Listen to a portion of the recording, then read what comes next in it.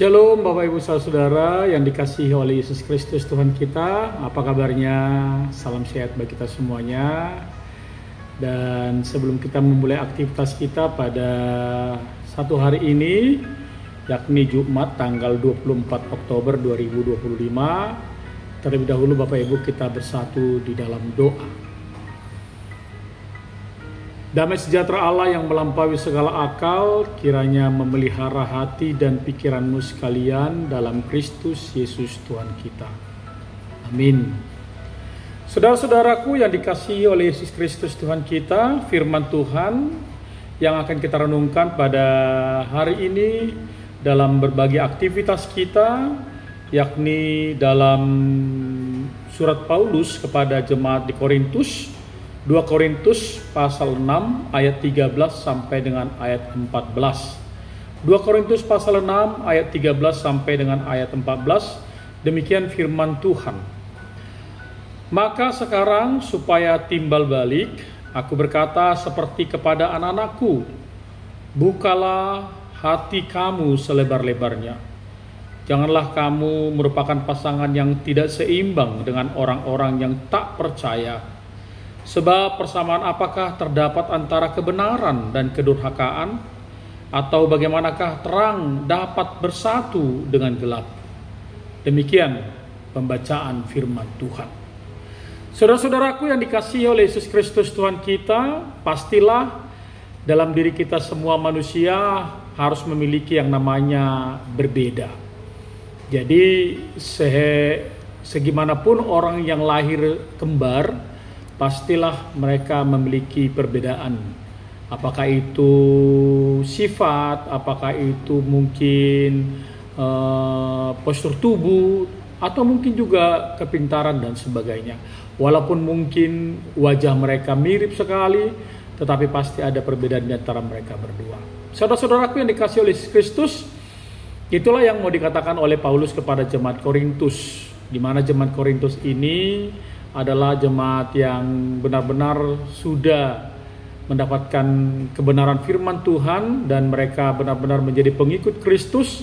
Tetapi Bapak Ibu Saudara, mereka masih saja melakukan hal-hal yang sebenarnya Tuhan tidak sukai, hal-hal duniawi yang terkadang ibadah kepada Tuhan itu hanya sebatas ritual, tetapi dalam aplikasinya dalam kehidupan mereka sehari-hari, mereka itu melakukan hal-hal duniawi yang sangat-sangat bertentangan dengan kebenaran firman Tuhan.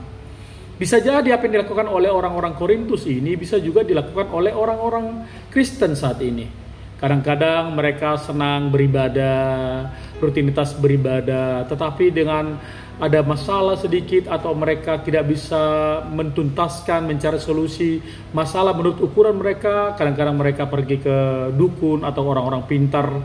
Dan itu yang sering saya katakan dalam khotbah saya, orang ada rajin ke gereja tapi ada juga berdukun atau menanyakan orang-orang pintar.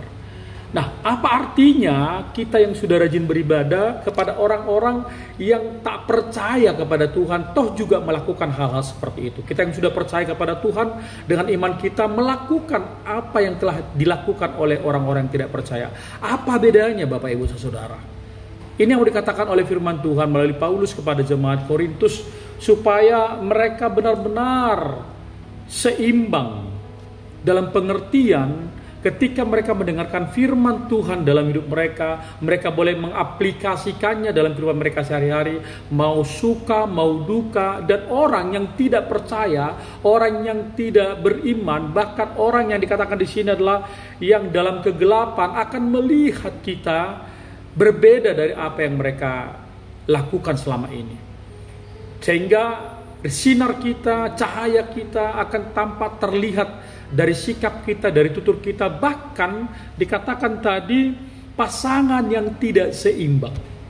Bapak Ibu Saudara, kita diibaratkan seperti rumah tangga. Rumah tangga pasti suami istri harus seimbang, baik perkataan, baik pikiran. Kalau rumah tangga tidak seimbang, pikiran suami dan pikiran istri berbeda, wah, rumah tangga pasti berantakan Bapak Ibu.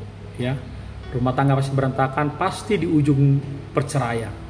Atau mungkin maaf, keledai atau hewan kerbau yang meluku di sawah, kalau mereka berpasangan tidak berjalan beriringan, pasti akan sawahnya tidak bisa dibajak. Karena yang satu duluan melangkah, yang satu tidak dan sebagainya. Nah, seperti itulah gambaran orang-orang Kristen di dalam Tuhan. Kalau orang-orang Kristen di dalam Tuhan itu bukan hanya mendengarkan firman Tuhan saja dalam hidupnya, tetapi mereka juga harus melakukannya di tengah-tengah kehidupannya. Harus benar-benar melakukannya bagi orang-orang yang tidak pernah mengenal Kristus, sehingga ketika mereka melihat perlakuan kita, atau ketika mereka melihat cara kita dalam kehidupan kita sehari-hari adalah orang-orang yang benar-benar sudah di dalam Kristus, otomatis mereka akan mengerti ternyata Tuhan mengajarkan sesuatu yang berbeda dari yang mereka ketahui.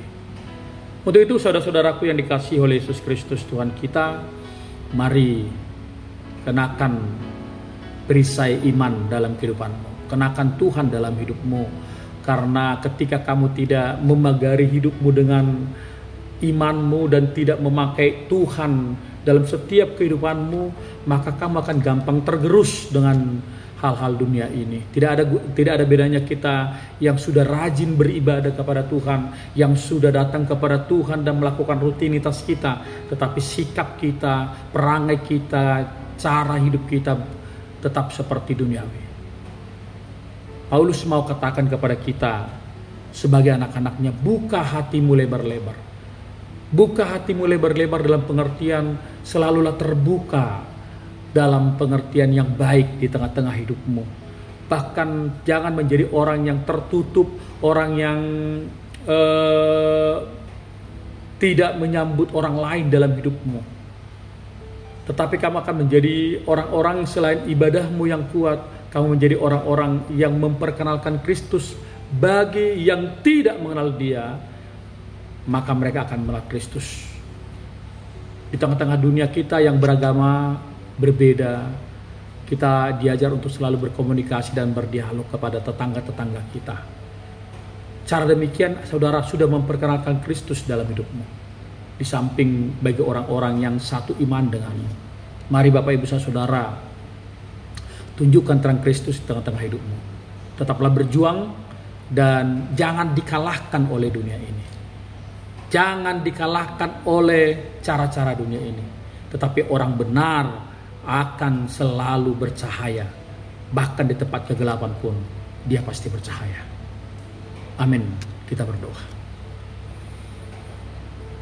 Terima kasih Bapa di sorga atas firman-Mu yang boleh kami dengar pada saat ini. Kami boleh bersyukur bahwa Engkau telah membuka mata hati kami, pikiran kami untuk selalu berbeda dengan dunia ini. Bahkan kami akan menjadi pelita-pelita yang selalu bercahaya dengan dunia ini. Tunjukkan firman-Mu dalam kehidupan kami sehingga kami tidak hanya mendengar firman saja, tetapi melakukannya dalam kehidupan kami. Berkati setiap pekerjaan yang kami kerjakan. Arahkan mata hati dan pikiran kami tertuju hanya kebenaran firman Tuhan. Dan berkati seluruh orang-orang yang kami kasihi, anak-anak kami, keluarga kami, suami, istri kami. Bahkan ketika ada orang-orang sakit, Engkau sembuhkan ya Tuhan. Orang-orang yang berduka Engkau hiburkan. Bahkan orang-orang yang benar-benar mengalami keterpurukan dalam hidupnya, Tuhan terus mengangkat mereka.